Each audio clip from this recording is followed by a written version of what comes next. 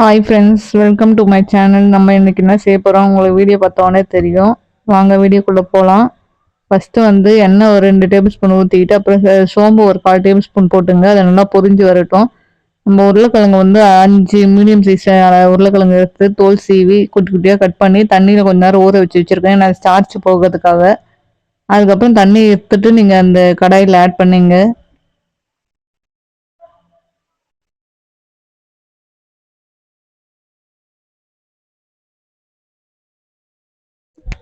Add பண்ணிவிட்டு நல்லா வதக்கணும்.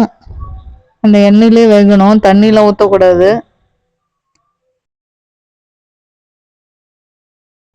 அப்புறம் கருவேப்பிலை கொஞ்சம் ஆட் பண்ணிங்க.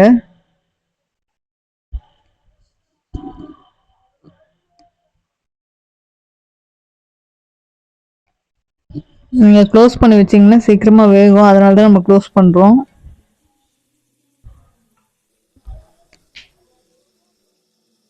அப்பப்போ கிண்டி விடுங்க, ஏன்னா அடியில் பிடிச்சிப்போம். அதுக்கப்புறம் 1/4 டேபிள் ஸ்பூன் மஞ்சள்தூள் போட்டுங்க.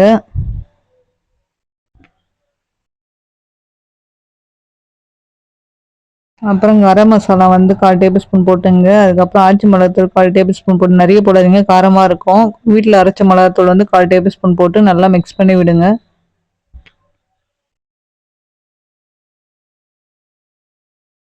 இதெல்லாம் மிக்ஸ் ஆன பிறகு உப்பு சால்ட் போட்டுங்க. நிறைய போடாதீங்க, அதுவும் உப்பு கறிக்கும், கரெக்டாக போடுங்க. போட்டு நல்லா மிக்ஸ் பண்ணி விடுங்க. மீடியம் ஃப்ளேமில் வைங்க. லாஸ்ட்டில் கொத்தமல்லி ஆட் பண்ணுங்க.